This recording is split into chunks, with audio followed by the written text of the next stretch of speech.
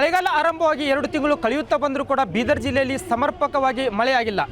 ಮಳೆ ಆಗುತ್ತೆ ಅನ್ನೋ ನಂಬಿಕೆಯಿಂದ ಬಿತ್ತನೆ ಮಾಡಿದಂಥ ರೈತರು ಕೂಡ ಈಗ ಕಂಗಾಲಾಗಿರುವಂಥದ್ದು. ಸಾಲ ಸೋಲ ಮಾಡಿ ಏನು ಎಕರೆಗೆ 10 ರಿಂದ 15 ಸಾವಿರ ರೂಪಾಯಿ ಖರ್ಚು ಮಾಡಿ ಆ ಹೊಲದಲ್ಲಿ ಬಿತ್ತನೆ ಮಾಡಿದ್ರು. ಆದರೆ ಈಗ ಮಳೆ ಆಗದೇ ಇರೋ ಹಿನ್ನೆಲೆಯಲ್ಲಿ ಬೆಳೆ ಸಂಪೂರ್ಣವಾಗಿ ಅಂದರೆ 90% ಬೆಳೆ ಕೂಡ ಈಗ ಹಾನಿಯಾಗಿರ್ತಕ್ಕಂಥದ್ದು.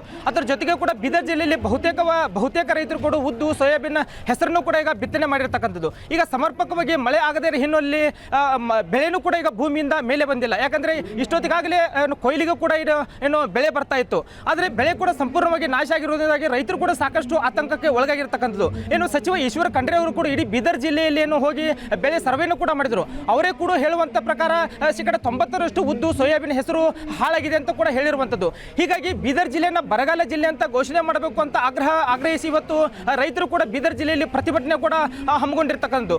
ಬೀದರ್ನ ನೌಬಾದ್ನಲ್ಲಿ ರೈತರು ಕೂಡ ರಸ್ತೆ ತಡೆದು ಕೂಡ ಒಂದು ಬೃಹತ್ ಪ್ರತಿಭಟನೆ ಮಾಡ್ತಾ ಇರುವಂಥದ್ದು. ಇಡೀ ಬೀದರ್ ಜಿಲ್ಲೆ ಅಂತಂದು ಕೂಡ ನೂರಾರು ಸಂಖ್ಯೆಯಲ್ಲಿ ರೈತರು ಕೂಡ ಬಂದು ಈಗ ಪ್ರತಿಭಟನೆ ಮಾಡ್ತಾ ಇರ್ತಕ್ಕಂಥದ್ದು. ಸರ್ಕಾರಕ್ಕೆ ಅವರು ಒಂದೇ ಆಗ್ರಹ ಮಾಡ್ತಿರ್ತಕ್ಕಂಥದ್ದು, ಬೀದರ್ ಜಿಲ್ಲೆಯನ್ನ ಬರ ಜಿಲ್ಲೆ ಅಂತ ಘೋಷಣೆ ಮಾಡಬೇಕು, ಎಕರೆಗೆ 50,000 ರೂಪಾಯಿ ಪರಿಹಾರನ ಕೊಡಬೇಕು ಅನ್ನೋ ಒಂದು ಮಾತನ್ನು ಕೂಡ ಅವರು ಇಟ್ಕೊಂಡು ಇವತ್ತು ಪ್ರತಿಭಟನೆ ಮಾಡ್ತಾ ಇದ್ದಾರೆ. ಯಾಕಂದ್ರೆ ಸಾಕಷ್ಟು ರೈತರು ಬಿತ್ತನೆ ಮಾಡುವಂತ ಸಂದರ್ಭದಲ್ಲಿ ಸಾಲ ಸೋಲ ಮಾಡಿ ನಾವು ಬಿತ್ತನೆ ಮಾಡಿದ್ವಿ, ಹೀಗಾಗಿ ಸಾಕಷ್ಟು ಸಾಲನ ಕೂಡ ಮಾಡ್ಕೊಂಡಿದ್ವಿ. ಹೀಗಾಗಿ ನಾವು ಸಾಲ ಮಾಡಿದಂತ ಸಾಲನೂ ಕೂಡ ಮನ್ನಾ ಮಾಡಬೇಕು ಅಂತ ಆಗ್ರಹಿಸಿ ಇವತ್ತು ಬೃಹತ್ ಆದಂತ ಪ್ರತಿಭಟನೆ ಕೂಡ ಇಲ್ಲಿ ಮಾಡ್ತಾ ಇರ್ತಕ್ಕಂಥದ್ದು. ಬೀದರ್ ಜಿಲ್ಲೆಯನ್ನು ಪ್ರಮುಖ ಬೀದರ್ ನಗರಕ್ಕೆ ಸಂಪರ್ಕ ಕಲ್ಪಿಸುವಂತ ರಸ್ತೆನ ತಡೆದು ಪ್ರತಿಭಟನೆ ಮಾಡ್ತಾ ಇದ್ದಾರೆ. ಹೀಗಾಗಿ ನೂರಾರು ಸಂಖ್ಯೆಯಲ್ಲಿ ವಾಹನಗಳು ಕೂಡ ಏನು ಬೀದರ್ ನಗರಕ್ಕೆ ಎಂಟ್ರಿ ಕೊಡದೆ ರಸ್ತೆಯಲ್ಲಿ ನಿಂತ್ಕೊಂಡಿರ್ತಕ್ಕಂಥದ್ದು. ಯಾಕಂದ್ರೆ ಬೀದರ್ ಜಿಲ್ಲೆಯಲ್ಲಿ ಅತಿ ಹೆಚ್ಚಾಗಿ ಕೃಷಿಯನ್ನೇ ನಂಬಿಕೊಂಡು ಇಲ್ಲಿನ ಜನರು ಕೂಡ ರೈತರು ಕೂಡ ಬದುಕ್ತಾ ಇರುವಂಥದ್ದು. ಯಾಕಂದ್ರೆ ಬೀದರ್ ಜಿಲ್ಲೆಯಲ್ಲಿ ಅಷ್ಟೊಂದು ಹೇಳ್ಕೊಳ್ಳುವಂತ ಏನು ನದಿಗಳಿಲ್ಲ, ನೀರಾವರಿನೂ ಕೂಡ ಇಲ್ಲಿ ಅತಿ ಕಡಿಮೆ ಇರುವಂಥದ್ದು. ಯಾಕಂದ್ರೆ ಮಳೆ ಆಶ್ರಿತ ಬೆಳೆಯಿಂದನೂ ಕೂಡ ಬೀದರ್ ಜಿಲ್ಲೆಯ ರೈತರು ಕೂಡ ಬೆಳೀತಾರೆ. ಆದರೆ ಇವತ್ತು ಮಳೆ ಆಗದೇ ಇರೋ ಹಿನ್ನೆಲೆಯಲ್ಲಿ ರೈತರು ಕೂಡ ಸಾಕಷ್ಟು ಸಂಕಷ್ಟಕ್ಕೆ ಒಳಗಾಗಿರ್ತಕ್ಕಂಥದ್ದು. ಈ ಬೀದರ್ ಜಿಲ್ಲೆ ಅತಿ ಹೆಚ್ಚಾಗಿ ಸೋಯಾಬೀನು ಮತ್ತು ಹೆಸರು ಉದ್ದನ್ನು ಕೂಡ ಇಲ್ಲಿ ಬಿತ್ತನೆ ಮಾಡ್ತಾರೆ. ಅದರ 90% ರೈತರು ಕೂಡ ಈಗಾಗಲೇ ಬಿತ್ತನೆ ಮಾಡಿದಂಥ ಬೆಳೆ ಈಗ ಸಂಪೂರ್ಣವಾಗಿ ಹಾಳಾಗಿರ್ತಕ್ಕಂಥದ್ದು. ಯಾಕಂದರೆ ಸಾಕಷ್ಟು ರೈತರು ಕೂಡ ಸಾಕಷ್ಟು ಹೋರಾಟವನ್ನು ಕೂಡ ಮಾಡ್ತಾ ಇದ್ದಾರೆ. ಅಲ್ಲಲ್ಲಿ ಮಳೆಗಾಗಿ ಪೂಜೆ ಪುನಸ್ಕಾರಗಳನ್ನು ಕೂಡ ಮಾಡಿದ್ರು ಕೂಡ ಇವತ್ತಿನವರೆಗೂ ಕೂಡ ಮಳೆ ಕೂಡ ಇಲ್ಲಿ ಬಂದೇ ಇಲ್ಲ. ಯಾಕಂದರೆ ಕಳೆದ ವರ್ಷ ಅತಿವೃಷ್ಟಿಯಿಂದಾಗಿ ಸಾಕಷ್ಟು ಮಳೆಯಾಗಿ ಬೆಳೆ ಕೂಡ ಹಾನಿಯಾಯಿತು.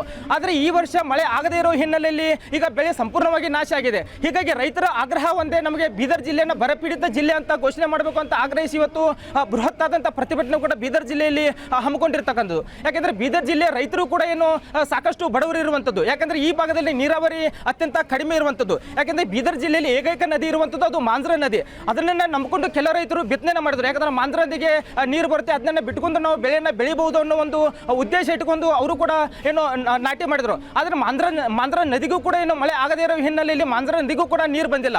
ಮಾಂಜ್ರಾ ನದಿಯು ಕೂಡ ಸಂಪೂರ್ಣವಾಗಿ ಬರಿದಾಗಿರ್ತಕ್ಕಂಥದ್ದು. ಅದರ ಜೊತೆಗೇನು ಕೂಡ ಕಾರಂಜಿ ಜಲಾಶಯದಲ್ಲೂ ಕೂಡ ನೀರು ಕೂಡ ಖಾಲಿಯಾಗಿರ್ತಂದು.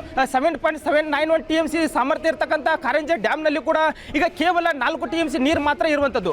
ಹೀಗಾಗಿ ಸರ್ಕಾರದ ಆದೇಶ ಮೇರೆಗೆ ಕಾಲುವೆಗೂ ಕೂಡ ಕಾರಂಜಿ ಡ್ಯಾಮ್ನ ನೀರನ್ನು ಕೂಡ ಬಿಡ್ತಾ ಇಲ್ಲ. ಕೇವಲ ಬೀದರ್ ಜಿಲ್ಲೆಯ ರೈತರಿಗೆ, ಬೀದರ್ ಜಿಲ್ಲೆಯ ಜನರಿಗೆ ಮಾತ್ರ ಕುಡಿಯುವ ನೀರು ಕೊಡೋ ಉದ್ದೇಶದಿಂದ ಮಾತ್ರ ಈಗ ಕಾರಂಜಿ ಜಲಾಶಯದಿಂದ ನೀರನ್ನು ಬಿಡ್ತಾ ಇರುವಂಥದ್ದು. ಆದರೆ ರೈತರಿಗೆ ಯಾವುದೇ ಕಾರಣಕ್ಕೂ ನೀರನ್ನು ಬಿಡ್ತಾ ಇಲ್ಲ. ಹೀಗಾಗಿ ಕಾರಂಜಿ ಜಲಾಶಯನ ನಂಬಿಕೊಂಡು ಬಿತ್ತನೆ ಮಾಡಿದಂಥ ರೈತರು ಕೂಡ ಈಗ ಆತಂಕಕ್ಕೆ ಒಳಗಾಗಿರ್ತಕ್ಕಂಥದ್ದು. ಒಂದು ಕಡೆ ಮಳೆ ಕೊರತೆ ಇದೆ, ಇನ್ನೊಂದು ಕಡೆ ಏನು ಕಾರಂಜಿ ಜಲಾಶಯದಿಂದನೂ ಕೂಡ ನೀರನ್ನು ಬಿಡೋದನ್ನ ಸ್ಥಗಿತ ಮಾಡಿರ್ತಕ್ಕಂಥ ರೈತರಲ್ಲಿ ಒಂದು ಸಾಕಷ್ಟು ಆತಂಕನ ತಂದೊಡ್ಡಿರ್ತಕ್ಕಂಥದ್ದು. ಕ್ಯಾಮ್ರಾಮನ್ ಕೃಷ್ಣ ಜೊತೆ TV9 ಡಿಜಿಟಲ್ ಬೀದರ್.